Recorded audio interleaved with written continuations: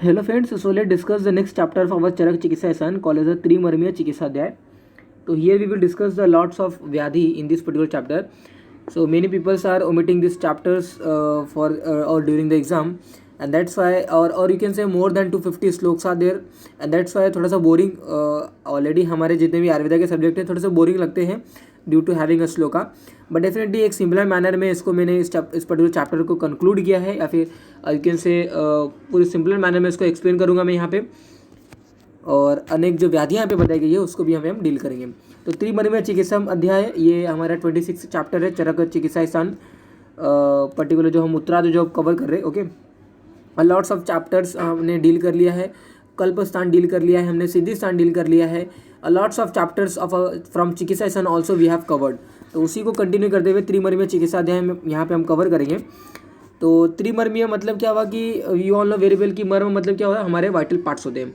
Vital parts अगर हम modern view में देखेंगे तो जितने भी हमारे विसरल ऑर्गन्स हैं ना उनको हम वाइटल ऑर्गन्स या फिर वाइटल पार्ट्स बोलेंगे. But as per our as per our Ayurveda जितने भी हमारे नर्व्स होते हैं या फिर इंपॉर्टेंट जो आर्टरीज वेसल्स वगैरह जो रहती है ना, अगर उनको हम अगर इंजरी रहती है डेफिनेटली हम उसको क्या बोलते हैं, मर्मा आघात बोलते हैं. ओके, तो काइंड ऑफ जो नर्व्स हैं जो वेसल्स हैं इंपॉर्टेंट जो वेसल्स है अगर वो आघात हुई या फिर जो ट्रॉमेटिक हुई तो डेफिनेटली उनको हम मर्म आघात बोलते हैं. और शिर, हृदय और बस्ती ये तीन जो हमारे सेंटर्स बोलो या फिर जो तीन जगह है ना यहाँ पे हमारे इंपॉर्टेंट नर्व्स वगैरह रहते हैं, इंपॉर्टेंट वेसल्स वगैरह रहते हैं, उनको इंजरी नहीं होनी चाहिए.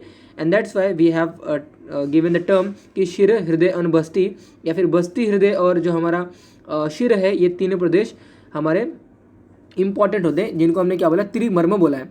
तो टोटल वी हैव 107 मर्म, बट डेफिनेटली 3 मर्म जो है वो इंपॉर्टेंट है और उनकी चिकित्सा हमें आनी चाहिए अगर वो हैम्पर होते हैं तो 3 प्रधान मर्म देखिए, उनके रक्षा का उपदेश हमें पूरे कंटिन्यूशन ऑफ लाइफ में करना रहता है. उदावर्त रोग फर्स्ट ऑफ ऑल इस पर्टिकुलर कंटेक्स्ट में बताया गया है, इस पर्टिकुलर चैप्टर में बताया गया है. उदावर्त रोग अल्टीमेटली होता क्या है कि जब काइंड ऑफ नॉर्मल फीसेस या फिर जो डिफिकेशन होता है या फिर जब नॉर्मल जो गैस निकलती है थ्रू गुद मार्ग या फिर काइंड ऑफ से जो नॉर्मल जो यूरिनेशन होता है, तो यूरिनेशन हो रहा है गुद मार्ग से, काइंड ऑफ फीसेस बाहर आ रहा है, गैस बाहर आ रहा है, तो ये सभी जो बाहर आने की जो एक्टिविटी है ये अपान वायु करती है. तो अपान वायु का जब मार्ग अधोगामी ना होते हुए जब ऊर्ध्वगामी हो जाता है तो उन्हें हम क्या बोलते हैं, उदावर्त रोग बोलते हैं. तो वो उदावर्त रोग होने के लिए कौन कौन से फैक्टर्स इंपॉर्टेंट होते हैं वो यहाँ पे बताया गया है. कषाय तिक्त उष्ण रुक्ष कषाय तिक्त कटुरस के भोजनों को अत्यधिक मात्रा में सेवन करने की वजह से, रुक्ष पदार्थों के अत्यधिक सेवन करने की वजह से, संधारण बोला गया है वेगों के अधिक रोकने की वजह से, ओके, उपवास करने की वजह से, अभोजनम बोला गया है अत्यधिक मैथुन करने की वजह से. ओके, तो ये सभी एक्टिविटी करने की वजह से क्या होता है कि जो पक्वाशय में जो अपान वायु है ना वो कुपित हो जाती है और अल्टीमेटली वह अपान वायु अधोगामी स्रोतस को रोक कर मल, अपान वायु और मूत्र को अवरोध कर देता है और अल्टीमेटली उसे हम क्या बोलते हैं, उदावर्त रोग बोलते हैं. तो विड मारुत मूत्र संग क्रमात उदावर्तम मतः. तो विड मारुत मूत्र संगम, संग मतलब ये ऑब्स्ट्रक्ट हो जाते हैं, मतलब इनका नॉर्मल यू कैन से ये लॉस नहीं होते, मतलब अकाउंट ऑफ यू कैन से नॉर्मल यूरिन नहीं आएगा, नॉर्मल डिफिकेशन नहीं आएगा, तो उन्हें हम क्या बोलते हैं, उदावर्त रोग बोलते हैं. तो यहाँ पे हमें जो line of treatment will be here the स्नेहन स्वेदन एंड बस्ती. ओके, तो वातज्ञ अगर हम ट्रीटमेंट करेंगे, वातज्ञ treatment will be beneficial for this उदावर्त रोग बिकॉज अल्टीमेटली यहाँ पे अपान वायु प्रकोपित हुई है due to a kind of factors that lead a kind of विशेषण ऑफ वाता. ओके, तो उदावर्त के लक्षण देखिए, अकांड ऑफ से बस्ती, हृदय, कुक्षी ये सभी स्थानों में बार बार पेशेंट को बहुत ही तीव्र वेदना होती है. बस्ती, हृदय, कुक्षी यू कैन से जो हमारा एब्डोमेन का रीजन है उदर प्रदेश में तीव्र वेदना होती है, उदर में सीजर लाइक काटने जैसी वेदना होती है. ओके, और मूत्र क्षय, शोष ये सभी वहाँ पे काइंड ऑफ पेशेंट को फीलिंग आता है. ओके, तो बहुत ही अगर कंडीशन अगर क्रॉनिसिटी अगर देखा गया, पेशेंट अगर नॉर्मल इसको ट्रीट नहीं किया तो डेफिनेटली उधर में गांठ वगैरह भी बन जाता है. ओके, और बहुत सारे ट्यूमर वगैरह भी फॉर्म हो जाते हैं due to this particular vata. And that's why we have to constipation, बहुत ही सीवियर कॉन्स्टिपेशन भी हो जाता है यहाँ पे पेशेंट को, एन्यूरिया, डिसयूरिया भी होने लगता है. तो ये सभी क्या है, उदावर्त के लक्षण है. तो उदावर्त से अपकमिंग व्याधि देखिए, मूत्र कुरुक्ष, डिफनेस भी बादरी हो सकता है.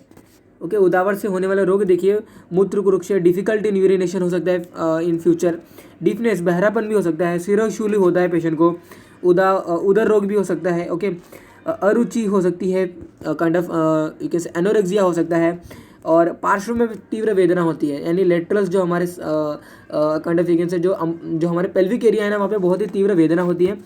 पेशेंट को प्रतिशाय रहता है, ओके, सीवियर राइनाइटिस वगैरह रहता है। तो ये सभी क्या है, उदावर्त से अपकमिंग व्याधि से, उदावर्त से होने वाले क्या है, ये रोग है। इनकी ट्रीटमेंट कैसे कर रहे हैं, इनकी ट्रीटमेंट देखिए यहाँ पे बताया गया है, सिंपल मैनर में बताया गया है। तम तैल शीत ज्वर नाशक, देखिए तम तैल शीत ज्वर नाशनम अक्तम, ओके, मतलब क्या है कि शीत ज्वर नाशक जो तेल होगा ना, उसको शरीर पे हमें क्या करना है, मालिश करना है, ओके।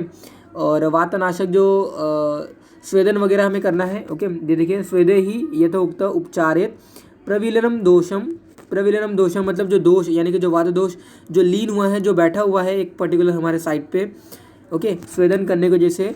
और जो अखंडा फिगन थे, शीत ज्वरनाशक तेल जो होते हैं ना, शीत ज्वरनाशक तेल क्या है हमारे, मैंने अपने ज्वर अध्याय में बताया, याद करिए क्या है वो, अगरुवादी तेल है। तो अगरुवादी तेल को अगरुवादी तेल से पेशेंट को अकाउंट ऑफ यू कैन से मलना है, अभ्यंग करना है टू ओवर द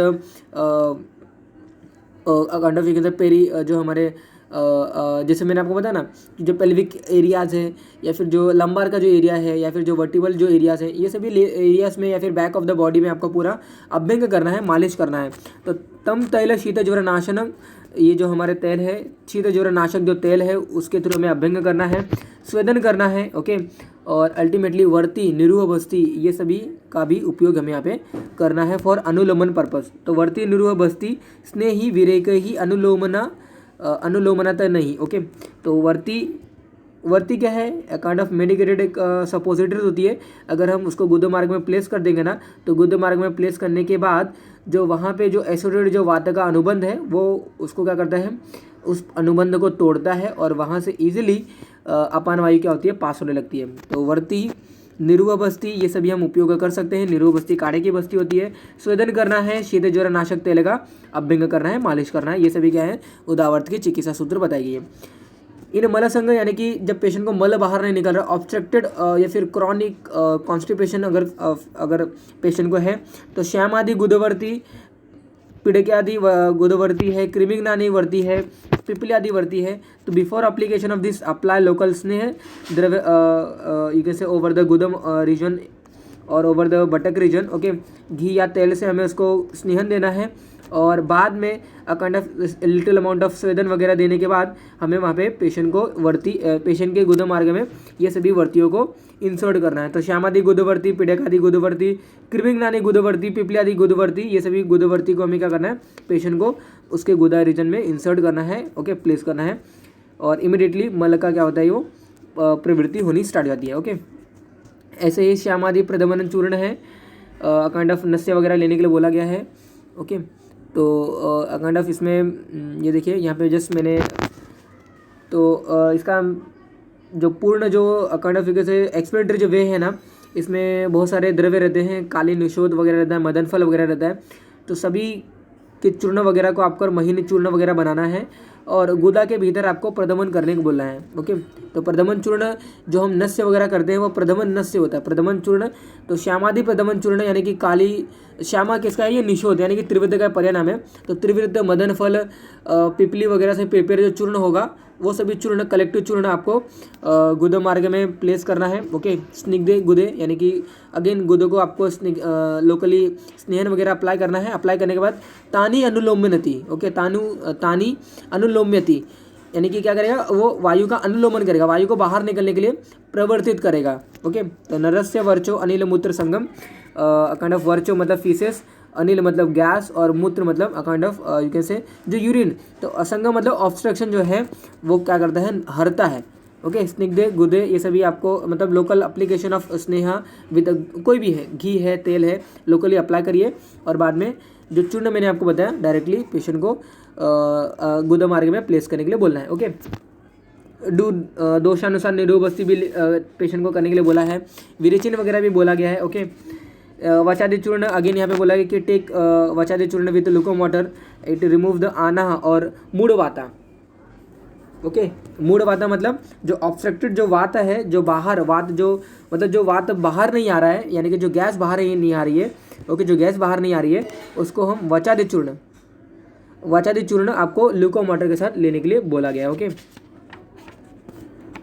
आना देखते हैं। आना हमारा सेकेंड व्याधि पर्टिकुलर दिस चैप्टर्स त्रिमर्मीय चिकित्सा अध्याय में। आना का लक्षण देखिए, इटियोलॉजिकल जो फैक्टर जो बताए गए हैं वो हमारे सेम है कि संधारण अगर वेगों को रोकोगे या फिर जो हमारे बोला गया कि रुक्ष आहार कंज्यूम करोगे, कषाय जो आहार है उनका कंज्यूम करेंगे, तो ये सभी से आना व्याधि भी हो सकती है। तो आना रोग का लक्षण देखिए, हृदय में जकड़ाहट होगा, सिर में वेदना होती है, ओके, सिर में भारीपन लगता है, राइनाइटिस वगैरह भी हो सकती है। ओके, और आम दोषजन्य आना रोग को वमन, लंघन और पाचन के द्वारा क्या करना, हमें जीतना चाहिए। तो हृदय में जकड़ाहट, सिर में तीव्र वेदना, भारीपन होना, ओके, और राइनाइटिस है और डकार में रुकावट आ रही है, तो डेफिनेटली ये सभी जो हमारे फैक्टर्स हैं ना, ये आना को इंडिकेट करते हैं। अगर आम दोषजन्य आना होगा जहाँ पे पेशेंट को काइंड ऑफ यू कैन से जो ब्लेंचिंग जो डेकार आएगी ना, उसको कट्टा डेकार आएगा और पूरे शरीर में गौरवता, आलस्य, ये सभी फीलिंग आएगी, तो डेफिनेटली वो हमारा आना कौन सा होगा, आम दोषजन्य आना होगा। इस पर्टिकुलर स्टेज पे पेशेंट को हमें फर्दर खाना वगैरह लेने के लिए मना करना है। लंघन बोला गया है, दीपनीय पाचरीय द्रव्य को लेने के लिए बोला गया है और पेशेंट को वमन लेने के लिए बोला गया। ओके, तो लक्षण एंड चिकित्सा यहाँ पे मैंने आपको बताया। आम दोषजन्य आना हमें वमन, लंघन, पाचन लेने बोला गया है और निराम दोषजन्य आना हमें पेशेंट को अगेन दीपनीय पाचनीय द्रव्य अलॉन्ग विद दैट मील लेने के लिए बोला गया। ओके, एरंड तेल की कार्यमुक्ता देखिए, जिन रोगों में वात प्रदान होता है वहाँ ये देखिए सोच विचार कर एरंड तेल को देना चाहिए। ये देखिए वटी काइंड ऑफ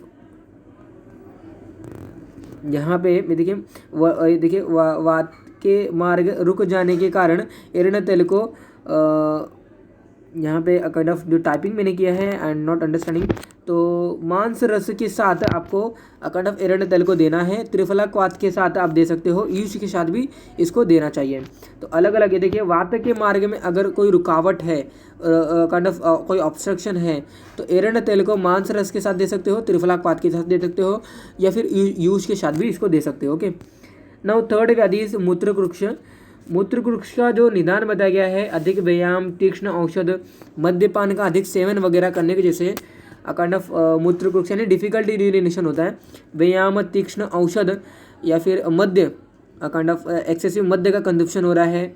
ओके, प्रसंग नित्य द्रुत मतलब जो तेज चलने वाले जो हमारे काइंड ऑफ जो व्हीकल्स होते हैं उसमें अगर हम आवागमन करेंगे, अनुप देशों के जो मत्स्य होते हैं अगर उनका हम काइंड ऑफ उनको कंज्यूम करेंगे, अधिअशनात, जीर्णात, शिहु, मूत्रकृक्षाणी, निर्णाम। ओके, तो 8 प्रकार के हमारे काइंड ऑफ मूत्रकृक्ष बताया गया है। ओके, तो आप देख सकते हो। ये देखिए, अपने कुपित होने वाले कारणों से कुपित अलग अलग वात, पित्त, कफ अथवा एक दोष, 3 दोष बस्ती प्रदेश में कुपित होकर मूत्र मार्गों को क्या करते हैं, पीड़ित करते हैं। तब मनुष्य को कष्ट के साथ मूत्र को त्याग करना पड़ता है, जिन्हें हम क्या बोलते हैं, मूत्रकृक्ष बोलते हैं। तो ये 4 प्रकार के मूत्रकृक्ष बताए गए हैं। इनका 4 और अलग वे में बताया गया है। देखिए, वात्र मूत्रकृक्ष, पित्तज, कफज एंड सन्निपातन मूत्रकृक्ष। ओके, अश्मरी यहाँ पे मूत्रकृक्ष से रिलेटेड बताया गया है कि अगर मतलब काइंड ऑफ यू कैन से जो मूत्र जो जा रहा है या फिर काइंड ऑफ जो यूरिन जब फ्लो होगी थ्रू यूरेथ्रा या फिर through kind of urine system, तो अगर उसका कोई ऑब्स्ट्रक्शन या फिर अगर वहाँ पे स्टोन वगैरह फॉर्म हो जाती है ड्यू टू वाता या फिर ड्यू टू काइंड ऑफ दोषा, ओके, जिसकी वजह से जो फ्लो होती है वो ऑब्स्ट्रक्ट हो जाती है। तो due to the obstruction of the flow of the urine definitely वहाँ पे अलग अलग व्याधियों का उद्गम होता है, बट जो वहाँ पे ऑब्स्ट्रक्शन जो हो रहा है ना वो अश्मरी की वजह से होता है। तो मूत्राशय में गए हुए शुक्र के साथ या फिर मूत्र को अथवा पित्त के साथ या फिर कफ के साथ मूत्र को वायु सुखा देती है। ओके, और अल्टीमेटली वो अश्मरी को उत्पन्न करता है। एग्जाम्पल दिया कि जैसे कि यानी कि गाय में पित्त जो हमारा रहता है, जो गॉल ब्लैडर रहता है, वहाँ पे उसके अंदर गोरोचन फॉर्म हो जाता है। ओके, गॉल स्टोन फॉर्म हो जाता है। इन दैट सेम में अश्मरी भी यूरेथ्रल या फिर यूरिनरी सिस्टम में फॉर्म हो जाता है। ओके, अश्मरी का स्वरूप देखिए, अश्मरी का स्वरूप मतलब काइंड ऑफ यू कैन से राउंड शेप का रहेगा। ओके, यानी कि जो स्टोन जो फॉर्म हुआ यूरिनरी सिस्टम में, मैंने बहुत सारे काइंड ऑफ सर्जिकल जो ओटीज़ होते हैं उनको अटेंड किया है। तो काइंड ऑफ यू कैन से पेशेंट से जब यूरिनरी सिस्टम से जब वो स्टोन निकलता है ना, तो बहुत ही छोटी स्टोन होती है, बट डेफिनेटली वो जो स्टोन होता है ना वो हाइड्रोनेफ्रोसिस कॉज करता है। ओके, यूरेट्रो हाइड्रोनेफ्रोसिस वो कॉज करता है, यानी कि पूरे यूरेटर में, यूरिन ब्लैडर में यू कैन से पूरा यूरिन जो होता है वो स्टोर करके या फिर कलेक्ट हुआ रहता है due to an obstruction. Okay, तो ऑब्स्ट्रक्शन की वजह से पेशेंट को बहुत ही तीव्र वेदना होती है। पेशेंट बोलता है कि मतलब पूरे दिन बीत गए बट यूरिन बहुत ही कम आया। तो ये सभी हमारे क्या है, मूत्रकुक्ष के फीचर्स हैं। तो राउंड शेप, हार्ड, सॉलिड, ये सभी हमारे अश्मरी का स्वरूप है। एंड तीव्र वेदना होती है लोअर एब्डोमेन रीजन में, यूरिन पेल्विक एरिया में बहुत ही तीव्र वेदना होती है। यूरिन ब्लैडर पूरा डिस्टेंड हो जाता है, पूरा फूल जाता है, स्वेल हो जाता है। ये सभी क्या है, अश्मरी के हमारे स्वरूप हैं। तो अगर अश्मरी मूत्र मार्ग में रुक जाए तो रोगों ये देखिए, तो मूत्र निकलने या फिर लोगों को मूत्र निकलने के लिए अधिक चेष्टा करें। ओके, यानी रोगी मूत्र निकालने के लिए अधिक चेष्टा करता है, प्रयत्न करता है, तो कठिन अश्मरियों द्वारा मूत्र मार्ग में ये देखिए कष्टता हो जाता है और फलस्वरूप रक्त मिला हुआ मूत्र निकलता है, जिन्हें हम क्या बोलते हैं, ये देखिए रक्त मूत्रकुक्ष बोलते हैं। ओके, तो ये अलग अलग टाइप बताया, आप इसको रीड आउट कर सकते हो। शुक्रद मूत्रकुक्ष है, रक्तज मूत्रकुक्ष है। तो वीडियो पॉज करके आप इसको रीड आउट करिए। I am not interesting to explain it. Okay, otherwise video will be more थोड़ा सा लॉन्ग हो जाएगा। तो वात मूत्रकुक्ष की चिकित्सा देखिए, यहाँ पे काइंड ऑफ इंडिकेटर बोला गया है। तो वात मूत्रकुक्ष की चिकित्सा में आपको वातनाशक तेलों का अभ्यंग करना है। अभ्यंगनम, स्नेहनम, निरूबस्ती आपको देना है। ओके, वातनाशक तेलों का अभ्यंग करने के लिए बोला है, स्नेहन, निरूबस्ती ये सभी करने के लिए बोला गया है। ओके, या फिर हम डायरेक्टली पुल्टिस यानी उपनाह, ओके, स्नेह द्रव्य से आपको पुल्टिस बांधना है, यानी कि काइंड ऑफ फिगर से आपको उपनाह कल्पना का यहाँ पे यूज़ करना है। उपनाह कल्पना क्या है, ये ऑलरेडी सेकेंड ईयर में आपने पढ़ लिया है। ओके, काइंड ऑफ उत्तर बस्ती वगैरह भी दे सकते हो। लघु पंचमूल से सिद्ध पानीय कल्पना पेशेंट को लेने के लिए बोला है। पित्तज मूत्रकुक्ष में काइंड ऑफ शीतल द्रव्य के क्वाथ से पेशेंट को परिषेक करना है, अवगाह करना है। सेक, अवगाह, शिशिराह, मतलब शीतल द्रव्य के क्वाथ से परिषेक अवगाह करना है। ओके, अवगाह मतलब ये कैसे मतलब जो काइंड ऑफ अभी क्या बोले, जो हमारा पेल्विक एरिया ना उसके ऊपर आपको शीतल द्रव्य के क्वाथ को आपको ऊपर से डालना है। ओके, तो परिषेक करना है, ऊपर से डालना है। या फिर अवगाह, अवगाह मतलब डायरेक्टली आपको उसके अंदर जो क्वाथ द्रव्य है बोलते हैं ना टब बाथिंग, तो उसमें आपको बैठ जाना है, जिन्हें हम अवगाह बोलेंगे। शीतल द्रव्य से आपको सेक करना है, अवगाह करना है। देन बस्ती आपको करना है, बस्ती लेने के लिए बोला गया है, विरेचन लेने के लिए बोला है। तो ये सभी करने की वजह से आपको पित्तज मूत्रकुक्ष शांत हो जाता है। कफज मूत्रकुक्ष में यहाँ पे क्षार, उष्ण, तीक्ष्ण औषध द्रव्य का आपको उपयोग करने के लिए बोला गया है। तो कफजन्य मूत्रकुक्ष रोग में क्षार, उष्ण, तीक्ष्ण ये सभी द्रव्य को आपको यहाँ पे उपयोग करने के लिए बोला गया है। स्वेदन करने के लिए बोला गया है, वमन लेने के लिए बोला गया है। ओके, एंड काइंड ऑफ जो मट्ठा जो होता है ना, जो तक्र होता है, उसका उपयोग करने के लिए यहाँ पे बोला गया है। तो ये देखिए, व्योषादि चूर्ण, टेक दिस चूर्ण विद मधु। त्रिदोषित मूत्रकुक्ष, यहाँ पे तीनों दोषों का यहाँ पे इन्वॉल्वमेंट होता है। उस पर्टिकुलर स्टेज में पेशेंट को काइंड ऑफ सन्निपातन मूत्रकुक्ष में वायु के स्थान का विचार करते हुए पेशेंट को डेफिनेटली चिकित्सा करनी चाहिए। ओके, तो सर्व त्रिदोष प्रभेव तु वायो स्थान अनुपूर्व प्रसमीक्षम कार्यम त्रिभ्यो अधिकम। ये देखिए, फर्स्ट ऑफ ऑल कफ अगर प्राबल्य रहता है तो वमन दीजिए। पित्त अगर प्राबल्य, स्यात पित्ते विरेक ही पवन तु बस्ती। ओके, तो अगर वात प्रिडोमिनेंस है तो आपको वहाँ पे बस्ती देना है। तीनों दोष अगर बड़े हुए हैं बट उनमें से अगर वात अगर बड़ा हुआ है तो definitely you have to give the basti first. अगर पित्त है तो विरेचन, कफ है तो वमन। ओके, अश्मरी वगैरह चिकित्सा में आपको पाषाण, भेदादि चूर्ण, गोक्षुर और पुनर्नवा के कल्प जो होते हैं उनको यूज़ करने के लिए बोलना है। ओके, शुक्रद मूत्रकुक्ष चिकित्सा देखिए, काइंड ऑफ शुक्र के वेग को रोकने से जो मूत्रकुक्ष होंगे उन्हें हम शुक्रद मूत्रकुक्ष बोलेंगे। तो शुक्र के वेग को रोकने से उत्पन्न हुए मूत्रकुक्ष रोग में आपको वातादि दोषों का विचार कर चिकित्सा करनी चाहिए और अल्टीमेटली हमें शुक्रद मूत्रकुक्ष की चिकित्सा है उसको गेन करना चाहिए। तो रेतो अभिघात प्रवेह तु कुरुक्ष समीक्षम दोषम प्रतिकर्म कुर्यातम, मतलब क्या है कि शुक्र के ऑब्स्ट्रक्शन की वजह से काइंड ऑफ शुक्रद मूत्रकुक्ष होता है। ओके, रक्तज मूत्रकुक्ष में स्वदंशादि घृत लेने के लिए बोला गया है, उनका पान करने के लिए बोला है, यानी कि इंटरनली लेने के लिए बोला गया रक्तज मूत्रकुक्ष में। ओके,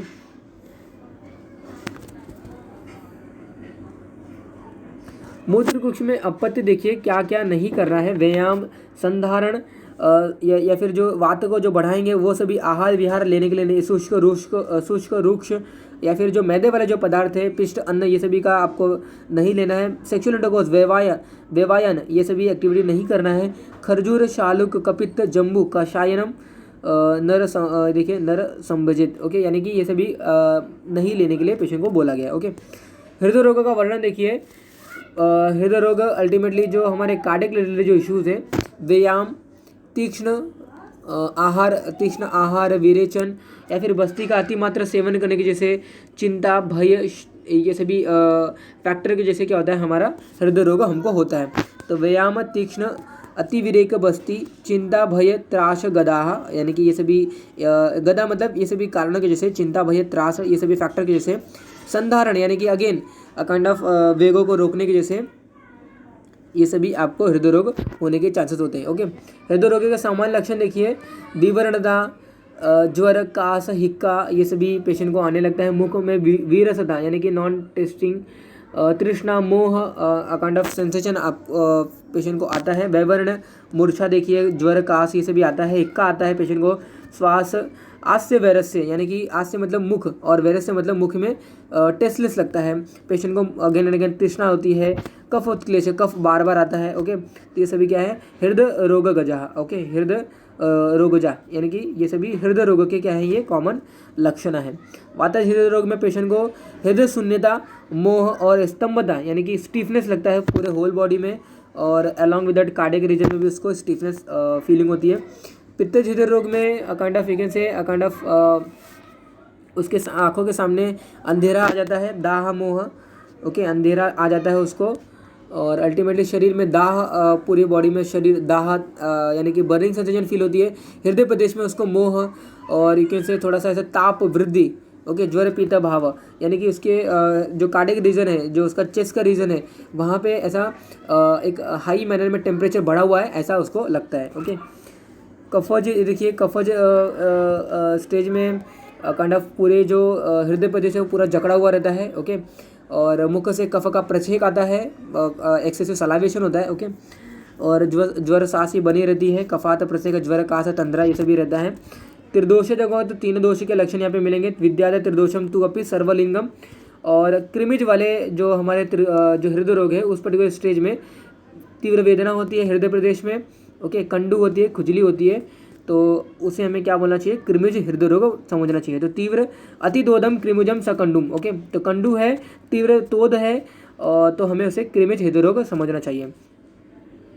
वातज हृदय रोग की चिकित्सा बुद्धि की है, तो दही का पानी है, मस्तू है, मट्ठा है, ये सभी हमें लेना चाहिए। सेंधा नमक को कुछ गर्म तेल में मिलाकर हमें क्या करना चाहिए, पीना चाहिए। ओके, ये वातज हृदय रोग में बोला गया है। पुष्कर मूलादि क्वाथ, हृदय की आदि घृत, पुनर्नवादि तेल, ये सभी जो कल्प बोला गया है, पुष्कर मूलादि क्वाथ, हृदय की आदि घृत और पुनर्नवादि तेल, ये सभी कल्पों को हमें यूज़ करना चाहिए वातज हृदय रोग में। ओके, पित्तज हृदय रोग में देखिए काइंड ऑफ यहाँ पे आपको शीतल द्रव्य के क्वाथ से आपको परिसेचन करना है, ओवर द चेस्ट रीजन आपको उसको गिराना है, and along with that internally आपको एडमिनिस्ट्रेट करने के लिए भी बोला गया है। ओके, एंड देन कफज हृदय रोग में देखिए शिलाजित का सेवन करने के लिए बोला गया है। और रसायन जो हमारे रहते हैं ना, रसायन पर्पस के लिए जो हम द्रव्य लेते हैं, जो च्यवनप्राश है, अगस्त्य, हरित की अवलेय है, ब्राह्मी रसायन है, आम्ल की रसायन है, ये सभी भी यहाँ पे हम ले सकते हैं। ओके, कफज हृदय रोग में रसायन प्रयोग इंडिकेटेड है, बोला गया है।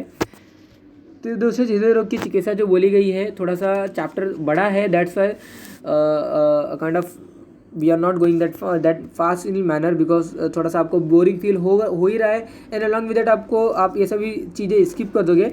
तो त्रिदोषी लंघनम आदितम, फर्स्ट ऑफ ऑल आपको लंघन करना है, और जो आपको हितकारी लगता है वो आपको लेना है। त्रिदोषित हृदय रोग में ये चिकित्सा इंडिकेटर बोला गया है। हृदय शूल की अवस्थिक चिकित्सा बोली गई है कि अगर डाइजेशन, ड्यूरिंग द डाइजेशन या फिर आफ्टर द डाइजेशन या फिर बिफोर द डाइजेशन अगर कोई वेदना है तो इन्हें हम क्या बोलेंगे, अवस्थित चिकित्सा बोलेंगे। तो देखिए पेन आफ्टर डाइजेशन अगर बढ़ जाती है तो वहाँ पे आपको उस पर्टिकुलर कंडीशन में स्नेह विरेचन लेने के लिए बोला गया है। ओके, तो ये सभी अवस्थित चिकित्सा है। वीडियो पॉज करके आप इसको देख सकते हो। नॉर्मली आपको एग्जाम में हृदय जो रोग हैं काइंड ऑफ 4 प्रकार के 5 प्रकार के जो हृदय रोग है, वातज, पित्तज, कफज, सन्निपातज और जो हमारा काइंड ऑफ जो कृमिज हृदय रोग है वो आता है। ओके, वो पूछेंगे, जस्ट इन शॉर्ट आप इसको एक्सप्लेन करो एंड आफ्टर दैट उसकी चिकित्सा क्या है वो आपको आना चाहिए। कृमिज हृदय रोग की चिकित्सा लंघन, पाचन और शोधन बोला गया है। ओके, लंघन, पाचन और शोधन ये सभी वे से अगर आप पढ़ोगे तो जो कृमि जो पैदा हुए रहते हैं वो नष्ट हो जाते हैं। इफ स्टिल कृमि को नष्ट करने वाले द्रव्य को हमें लेने के लिए बोला गया है। शिरोरोग में देखिए, शिरोरोग में आपको डायरेक्टली अगेन जो वात को प्रकोप करेंगे ना, डेफिनेटली यहाँ पे भी वही है, शिरोरोग के भी फैक्टर्स भी वही यहाँ पे बोले गए हैं। ओके, तो संधारण है, काइंड ऑफ अजीर्ण है फिर भी, यानी कि इनडाइजेशन है फिर भी भोजन ले रहा है, अत्यधिक क्रोध कर रहा है। ओके, काइंड ऑफ ये सभी फैक्टर के जैसे प्रजागर है, अति स्वप्न, अंबुशीत ही अवश्याह, देखिए शिरसी प्रविद्धो वायु प्रतिशायम उदीर्यते। ओके, तो ये से क्या होता है, प्रतिशाय उत्पन्न होता है पेशेंट को। तो वातित प्रतिशाय का लक्षण देखिए, वातित प्रतिशाय में पेशेंट को नासिका में तीव्र वेदना होता है। ओके, घ्राणार्थी अतितोदो, छवतु होता है, स्नीजिंग आती है, और जल यानी कि काइंड ऑफ नेजल डिस्चार्ज होगा वो वाटरी होता है, तो उसे हम वातित प्रतिशाय बोलना चाहिए। उसकी जो चिकित्सा बोली गई है, डू नस्य विद अड़ुतैला। ओके, पित्तज प्रतिशाय में देखिए नासाग्र पाकम, नासाग्र पाकम मतलब थोड़ा सा ऐसे आप बोल सकते हैं कि थोड़ा सा घाव वगैरह डेवलप हो जाता है ड्यू टू एक्सेसिव प्रतिशाय और पीनस और राइनाइटिस वगैरह की वजह से। ओके, ज्वर वगैरह भी रहता है, वक्त शोष मतलब ड्राइनेस वगैरह रहता है, और एक्सेसिव जल वगैरह लेने की इच्छा होती है, तृष्णा, उष्ण, पित्त स्त्रावणानी, यानी कि येलोइस अगर सिक्रेशन अगर आएगा through our nasal, through our nose, तो डेफिनेटली वो पित्त जो प्रतिशाय है। Take medicated milk prepared by ginger और पाठरी तेल यूज ड्यूरिंग द नासापाक। ओके, कफज प्रतिशाय का लक्षण देखिए, यहाँ पे आपको वाइट जो डिस्चार्ज है थ्रू नोज से आएगा, अरुचि रहेगा, कास आता है पेशेंट को। ओके, कास के साथ कफ वगैरह भी आएगा। कफाद गुरु स्त्रोतांसी च अपु कंडुहु। ओके, तो डू लंगना first and apply ghee on head and do स्वेदना एंड परिषेक आफ्टर दैट एंड मनशिलादि चूर्ण जो है, मनशिलादि चूर्ण इनका आपको नस्य लेने के लिए कफज प्रतिशाय में बोला गया है। सन्निपातित प्रतिशाय का लक्षण देखिए, अगर तीनों दोषों से युक्त होगा तो हम सन्निपातित प्रतिशाय बोलेंगे। प्रतिशाय और उसके ये देखिए काइंड ऑफ उपद्रव वगैरह बोला गया है, जहाँ पे बहुत सारे कॉम्प्लिकेशन आता है पेशेंट को, छवतु आ जाता है, स्नीजिंग कंटिन्यू रहेगा, उसको नासा शोष आ जाता है। ओके, नासा शोष मतलब हेड रीजन में वात एंटर करके हेड के सभी प्रदेशों को वो नुकसान पहुंचाता है और स्नीजिंग उत्पन्न करता है, जिन्हें हम छवतु बोलेंगे। नासा शोष और पूरे ड्राइनेस हो जाता है, पूरा जो नेजल है, जो नेजल एरिया है पूरा ड्राइनेस हो जाता है। ओके, ये देखिए नासा अरुचिका, नासा अरुचिका मतलब नासिका वर्ण या फिर घाव। बहुत सारे आपने देखा होगा कि बहुत जब क्रॉनिक हो जाती है, जब हमारी राइनाइटिस या फिर जो सर्दी जब हमारी क्रॉनिक हो जाती है ना, तो आपने देखा भी होगा कि बहुत सारे घाव वगैरह हमारे नाक के अंदर या फिर नोज के अंदर डेवलप हो जाते हैं, जिन्हें हम क्या बोलते हैं, नासा अरुचिका बोलते हैं। तो नासिका वर्ण, नासिका पाक या फिर नासिका शोष, नासा शोष, ये सभी हमारे क्या है, शिरोरोग के उपद्रव है। ओके, शिरोरोग का निदान देखिए, वात शिरोरोग में आपको डायरेक्टली तो जितने भी अभी हमने देखा ना, ये सभी हमारे प्रतिशाय था, सन्निपातित प्रतिशाय में। जो हमारा शिरोरोग है ना, तो जितने भी हमने वर्णन देखा ना, वो सभी हमारा क्या था, प्रतिशाय के व्यू में था। ओके, तो प्रतिशाय में क्या होता है, पेशेंट को नॉर्मली आपको पता है कि राइनाइटिस वगैरह रहता है, काइंड ऑफ नेजल डिस्चार्ज वगैरह रहता है, कफ वगैरह रहता है, पेशेंट को बुखार वगैरह रहेगा। अभी लेट्स सी द अवर शिरोरोग। शिरोरोग देखिए, जब बढ़ा हुआ वात शिरो प्रदेश में चला जाएगा तो उससे क्या होगा, काइंड ऑफ वातज शिरोरोग होगा। ओके, जब बढ़ा हुआ पित्त जब काइंड ऑफ शिरोरोग में जाएगा, अगेन वो दाह उत्पन्न करता है।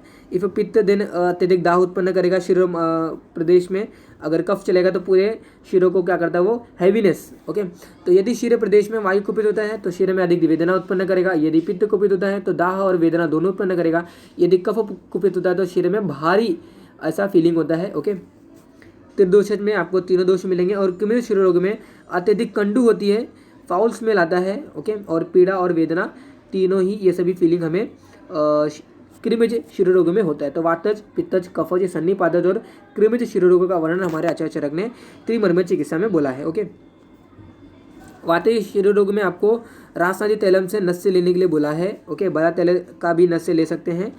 और मायूर घृत, ये इंपॉर्टेंट घृत कल्प, मायूर घृत जत्रु के ऊपर होने वाले सभी व्याधियों में मायूर घृत ये श्रेष्ठ घृत बोला गया है। इसको कंज्यूम करने से शिरोगत सभी रोग क्या होते हैं, शांत हो जाते हैं।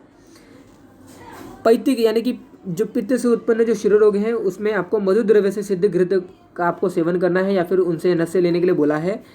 कफज शिरो रोग में धूमपान करने के लिए बोला है या फिर अवपीड़न नस्य लेने के लिए। धूमपान मतलब काइंड ऑफ स्मोक या फिर फ्यूमिगेशन थेरेपी यहाँ पे बोला है।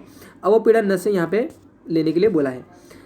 नाउ लेट्स सी द मुख रोग। मुख रोग काइंड ऑफ यहाँ पे आपको बहुत सारे टर्मिनोलॉजी मेंशन है। तो जो वातज मुख रोग का हम लक्षण देख रहे हैं, तो जब वायु जब प्रकोपित जाती है ना, तो वो मुख रोग प्रकोपित वायु अगर मुख रोग को उत्पन्न करते तो उन्हें हम क्या बोलेंगे, वातज मुख रोग बोलेंगे।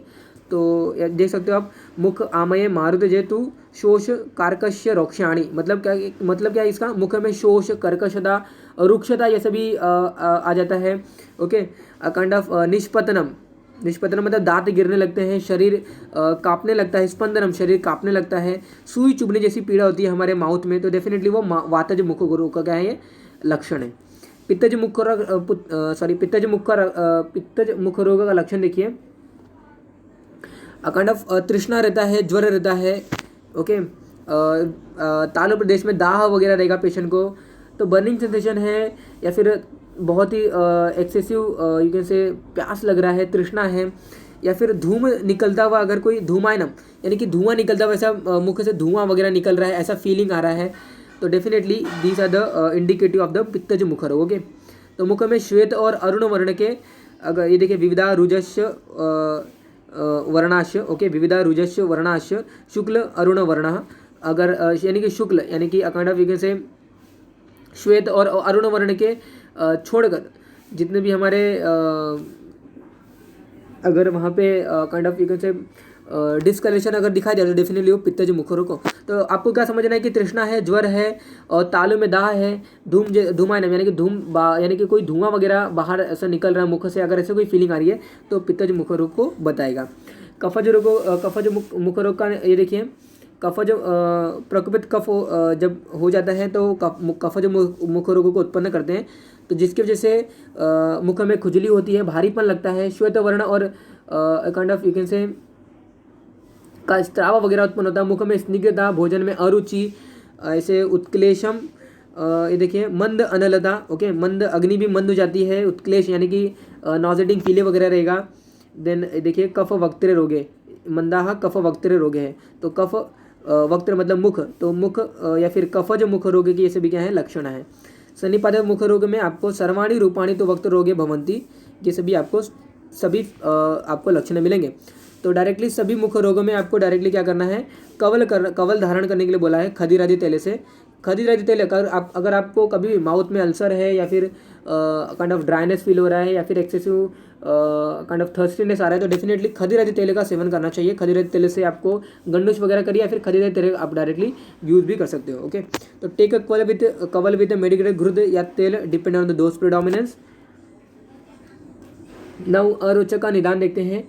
अरुचि प्रकरण, इसमें 4 प्रकार के हमारे अरुचि होते हैं, वातज, पित्तज, कफज और काइंड ऑफ हमारे आगंतुज। ओके, तो प्रकोपित वातादि दोष, ये देखिए वातादि भी ही शोक भय अति लोभ क्रोध, शोक भय और अत्यधिक लोभ वगैरह करने से, क्रोध वगैरह करने से वात प्रकोपित जाते हैं।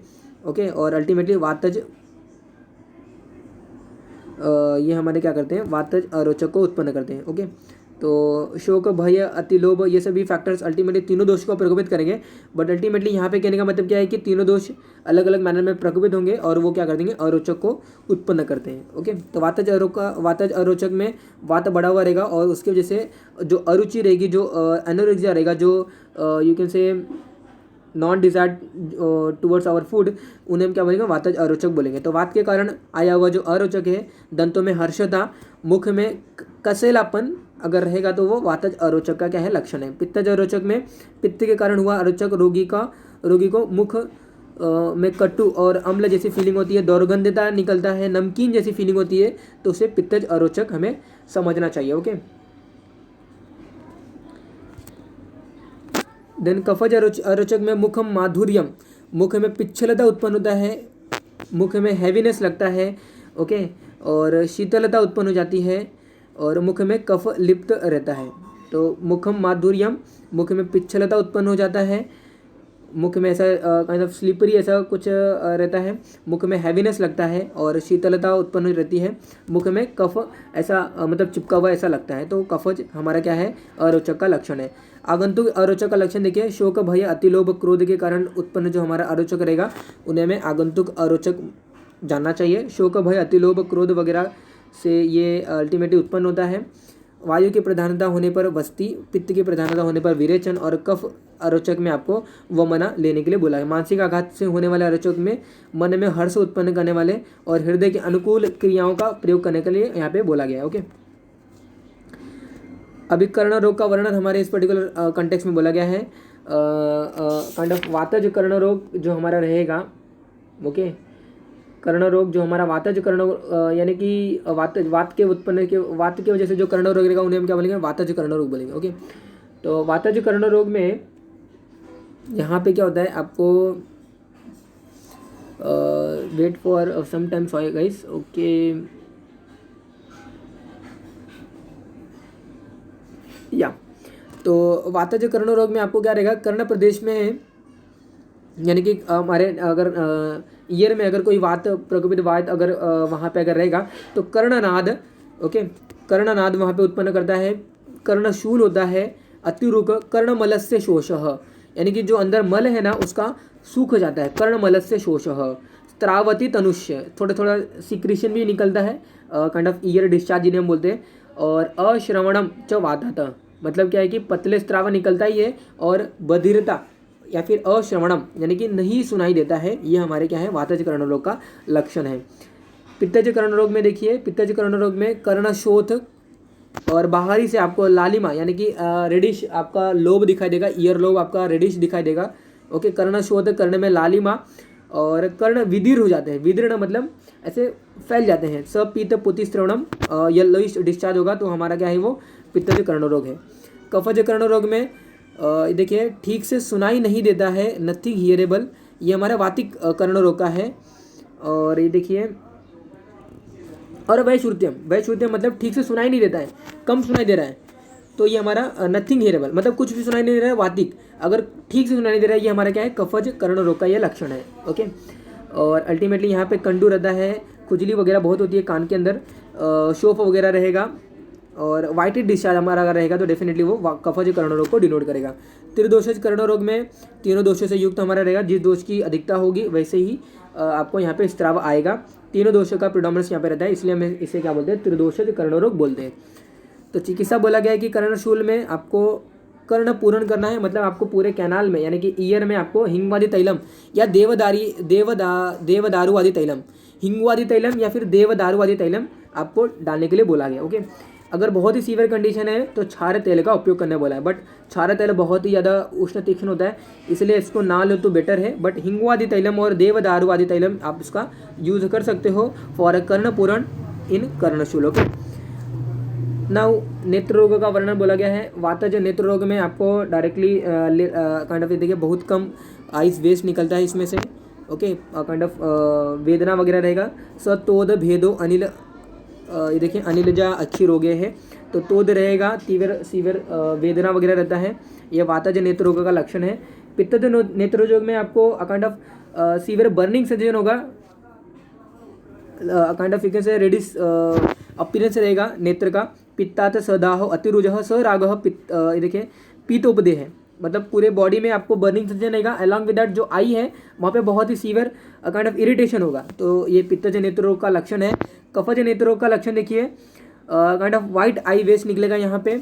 ओके, और बहुपिच्छल अश्रु, बहुपिच्छल अश्रु मतलब जो अश्रु जो आपकी जो टीयर्स होंगे ना वो भी अल्टीमेटली बहुत ही स्लिपरी होंगे। ओके, तो बहुपिच्छल अश्रु नेत्र कफातम, नेत्रम कफातम मतलब अगर वो आएगा नेत्र से, अगर बहुपिच्छल अश्रु आएगा तो डेफिनेटली वो कफज नेत्र रोगों को डिनोट करेगा। ओके, सन्निपातज में तीनों दोष प्रेडोमिनेंस में रहेंगे। इसकी चिकित्सा बोली गई है, अलग अलग नेत्र उपचारत कल्पना सेकेंड ईयर में ऑलरेडी बताया गया है, जहाँ पे विडालक है, काइंड ऑफ नेत्र परिषेक है। ओके, और बहुत सारे ऐसे अलग अलग काइंड ऑफ 9 to 10 ऐसे हमारे नेत्र उपचारत कल्पना बताई गई है। ओके, तो आश्योतन है, काइंड ऑफ जैसे मैंने आपको बताया कि विडालक वगैरह भी है। तो ये सभी नेत्र उपचारित कल्पना है। नेत्र रोगों में ये उपचार यानी ट्रीटमेंट, एज अ ट्रीटमेंट के लिए हम इसको यूज़ करते हैं। इन्हें क्या बोलते हैं, नेत्र उपचारित कल्पना बोलते हैं। तो मोस्ट कॉमनली विडालक वगैरह यूज़ होता है, जहाँ पे kind of we are preparing a paste of number of you can say medicinal द्रव्य, और उस पेस्ट को हम डायरेक्टली आँख के ऊपर या फिर आइज़ के ऊपर डायरेक्टली कवर कर देते हैं। एंड जो हमारे वातज पित्त जो कफज जो हमारे नेत्र रोग हैं उसमें एक बेटर रिजल्ट हमें वहाँ पे दिखाई देता है। ओके, तो डू आश्योतन, अंजन कल्पना भी बोला गया है, और नेत्रवर्ती, ये देखिए बृहत आदि वर्ती और संधवादी वर्ती, ये लेने के लिए बोला गया है। ओके, तो खालित्य एवं पालित्य निदानम, this are the last aspect of our today's class, और you can say this particular chapters. तो वातादि दोष के साथ कुपित जो पित्त मनुष्य के हेयर रूट को जला देता है। ओके, वातादि दोष के साथ कुपित पित्त मनुष्य के जो हेयर रूट्स होते हैं ना, नॉर्मली उसको जला देता है, और अल्टीमेटली इट प्रोड्यूसेस द खालित्य। ओके, यानी कि हेयर लॉस। ओके, खालित्य मतलब क्या, खालित्य मतलब खाली हो रहा है, क्या, हेयर खाली हो रहा है, स्काल्प रीजन से हेयर खाली हो रहा है, जिन्हें क्या बोला है, खालित्य बोला है। तो वातादि दोष, वात पित्त कफ तीनों दोष जब दूषित जाते हैं तो पित्त क्या करता है, हेयर रूट को जला देता है, और अल्टीमेटली हेयर फॉल वहाँ पे आता है। और यदि यही वातादि दोष ऑल मात्रा में अगर बढ़े हुए रहेंगे तो वो क्या करते हैं, अल्टीमेटली दग्ध करे, अगर वो दग्ध कर देते हैं तो उससे क्या होता है, पालित्य हो जाता है, मतलब यू कैन से वाइट में टर्न हो जाते हैं। तो वाइट जो हेयर होता है वाइट में टर्न हो जाता है ड्यू टू अगेन वातादि दोष, और जो फॉल हो रहा है अगेन दिस इज वातादि दोष। तो खालित्य एवं पालित्य सभी कंडीशन में वातादि दोष ही रिस्पॉन्सिबल है, इनकी ट्रीटमेंट हमें यहाँ पे करना है।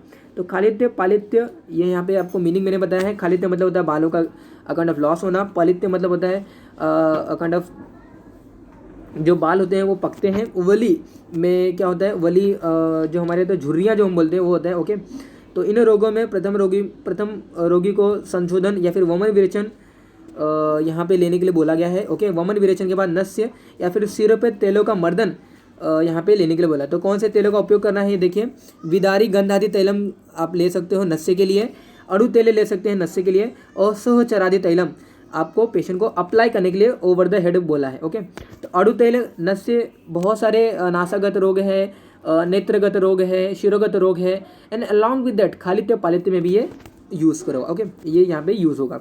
तो अड़ु तेल नस्य, विदारी गंधादि तैल। अड़ु तेल नस्य नॉर्मली ये जो काइंड ऑफ बहुत सारे नॉर्मली हम यूज़ करते हैं उसको, और काइंड ऑफ जो भी मेडिसिन आया था ना कोविड के टाइम में, उसमें भी अड़ु तेल का यहाँ पे कॉम्बिनेशन था। तो अड़ु तेल, सहचरादि तैलम डायरेक्टली आप अप्लाई कर सकते हो। महानील तैल, ये बहुत ही बेस्ट तेल है, directly you have to apply over the head. It help in the treating a kind of पालित्य रोग, एंड इट इज़ अ परम औषधि फॉर शिरोगत खालित्य पालित्य रोगा बोथ। ओके, तो शिरोगत खालित्य पालित्य रोगा, महानील तैल और सहचरादि तैल आपको डायरेक्टली पेशेंट को अप्लाई करने के लिए बोलना है। और डायरेक्टली अगर पेशेंट अगर यू कैन से अगर संशोधन कराना चाहती है तो डेफिनेटली डू संशोधन first, and after that patient को ये अप्लाई करने के लिए बोलना है। बट अगर वो संशोधन से अगर वो अवॉइड करती है तो डेफिनेटली आपको ये जो तेल है इनका यूज़ करने के लिए आप बोल सकते हो। ओके, तो महानील तैल, सहचरादि तैल, एंड अलॉन्ग विद दैट जो नस्य आप उसको भी कंटिन्यू करने के लिए बोल सकते हो। ओके, तो विदारी गंधादि तैल और नस्य अड़ु तैल, इनका नस्य हमें बोलना है। तो अ काइंड ऑफ त्रिमर्म्य चिकित्सा में a kind of we have more than 250 slokas. Okay, so we have more than 250 slokas, just I am turning the pages. Okay, so we have a kind of 295 slokas in this particular chapters, जो भी just in short मैंने यहाँ पे cover किया इस particular chapter को। तो video इस स्लाइटली थोड़ा सा लंबा हो गया है, but still I have covered all the things which is mentioned in this particular chapters. Okay, तो that is all about for our त्रिमर्म्य चिकित्सा अध्याय। कितना बचा